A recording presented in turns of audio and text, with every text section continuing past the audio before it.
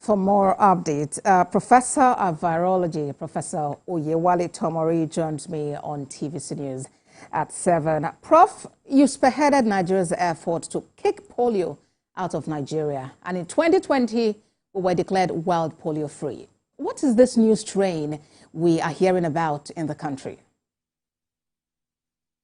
Thank you very much, and greetings from Jos, where I am here right now. I listened to the Rotarian. I think we need to get the right information to our people.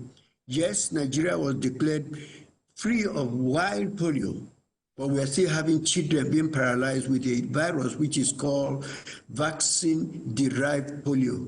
And that's the polio virus. That's the one that is causing, it has caused 83 cases in Nigeria this year.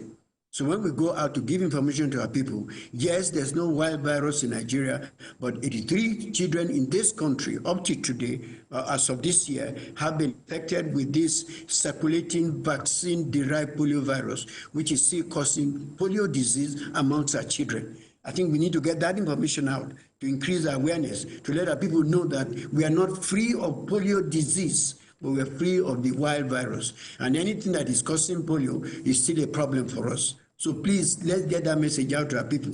Don't call Afghanistan and whatever.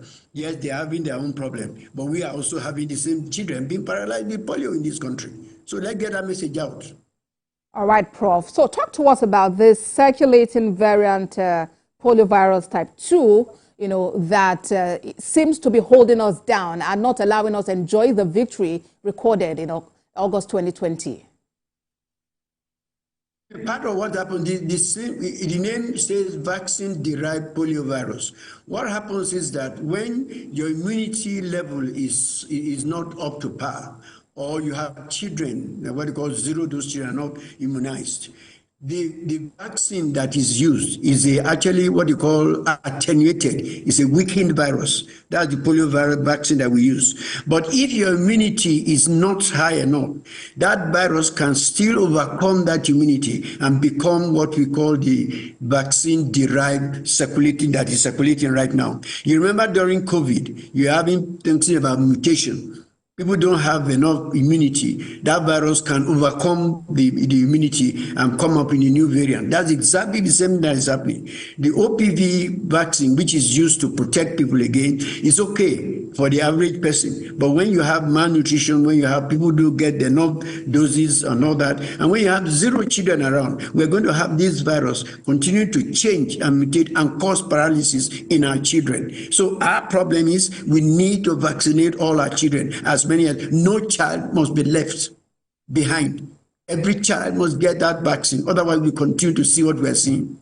So, Prof, how are we faring with regard to this immunization? Because I realize that a number of states have now been identified as axis of intractable transmission states. Yeah, of course. If you check those states, you'll find that their immunization coverage is in the low 10s and 11. One of them actually had 11% coverage this year. So when you have only 1/10 of your children covered, the remaining 9 out of 10 are vulnerable and they will get the infection. I won't mention some of those states, but they know themselves. The vaccination rate is so low. In fact, Nigeria has the unfortunate decision of having the largest number of zero-dose children. These are children who have never gotten that vaccine at all at any time. It's a disgrace.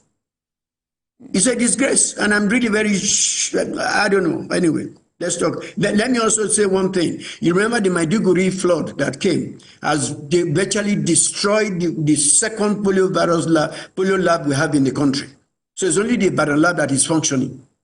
This is a time for our government to come in. All this money we are spending and wasting on these things, we should put it on this issue. The Maiduguri lab is down because the flood has wiped out virtually everything they have. So we have only one laboratory in Nigeria that is doing the testing for polio. I guess in another few years, we'll be sending our samples to across the country. And because our country, we don't know what is shape, and that's what is killing us.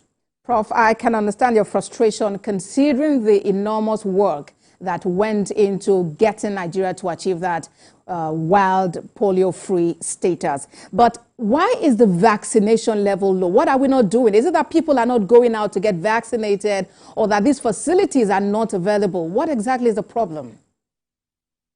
It's a combination of everything you can imagine. Let me start with the fact that, sorry to use the word, we all say about it, the Nigerian factor.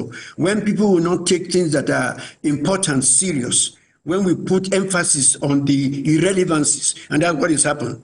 From the person who is vaccinating to the boss who is in charge, who is supervising, we are all at fault. When you put somebody out on the field and say, go and vaccinate 50 children, he has no vehicle, he has nothing, he has to walk distances to go and do the vaccination. Of course, under the sun, he gets tired. And the first thing he finds a way to sleep, and then to rest. And then you turn around and say, oh, have you finished vaccinating children? The next thing he does, many of them will open those vials and pour the thing out because that's the evidence to show that they have done the vaccination. So the vaccines are being poured to vaccinate the ground, not our children.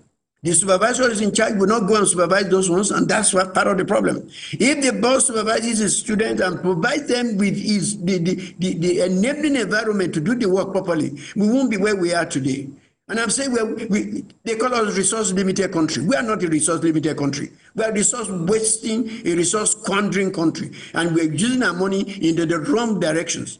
We see it all over. Let's talk what is happening. We know our problem, and we're not ready to solve them. Those children need the vaccines. Vaccines are not even getting to them because we are not given a good environment. Many of the PD and all divisions we have in the country don't even have vehicles to go out and do their work. Yet you go to the ministries and go to all those places, you have liters of cars which have not been used, have been lining up in front of the minister, in front of the commissioner and all those places. What are we doing to ourselves? All right, Prof. We hope that, this will be a call to action to ensure that, like we celebrated in 2020, we are again able to say that we have successfully kicked polio out of Nigeria. Professor of Virology, Professor Oyewale Tomori, it's always a pleasure talking to you. Thank you for joining us tonight. Thank you very much.